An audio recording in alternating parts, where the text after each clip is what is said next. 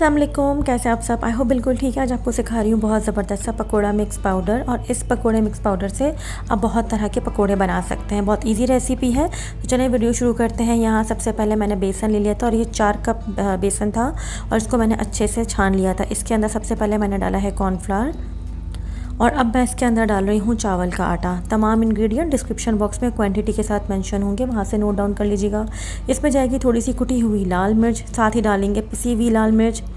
अब मैं इसके अंदर डालने लगी हूँ सोडा और ये थी अजवाइन जिसको मैंने हाथ से मसल लिया था और फिर इसके अंदर डाला था।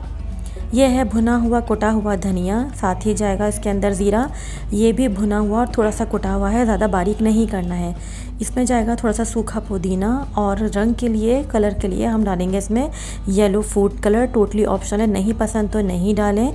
इसके अंदर जो है सूखी मेथी और अनारदाना भी जाता है, लेकिन मुझे नहीं पसंद तो मैं नहीं डाल रही। लेकिन डिस्क्रिप्शन बॉक्स में क्वांटिटी पूरी मेंशन करूँगी, अगर आपको पसंद है तो ज़रूर ऐड कीजिएगा। तमाम इंग्रेडिएंट्स को अच्छे से मिक्स करेंगे एंड इट्स डन। ज़बरदस्त सा पकोड़ा मिक्स पाउडर रेडी हो चुका है। अभी मैंने इसमें नमक ऐड नहीं किया है, जब मुझे पकोड़े बनाने होंगे तभी मैं उसको जो है नमक इसमें ऐड करूँगी। और आपको पकोड़े किस तरीके से बनाने हैं, आपको 1 कप जैसे बेसन लेना है, जितनी आपकी रिक्वायरमेंट है उसके अंदर हस्बे ज़रूरत पानी डालें, उसको अच्छे से फेंटने ज़रूरी है। फेंटने से जो है बेसन अच्छे से फूल जाता है और इसके अंदर एक फोम सा पैदा जाता है, जिससे हमारे पकोड़े बहुत अच्छे से फूले फूले से बनते हैं। और बेसन को फेंटने के बाद करीब 10 से 15 मिनट का रेस्ट दिया करें ताकि इससे बेसन अच्छे से फूल जाए। पकोड़े मैं आपको इस मिक्सचर से पहले सिखा चुकी हूँ, ये रिक्वेस्टेड रेसिपी थी तो दोबारा आपको सिखा रही हूँ। ज़रूर ट्राई कीजिएगा, अपना फीडबैक दीजिएगा। चैनल पे नए हैं तो सब्सक्राइब किए बगैर नहीं जाइएगा।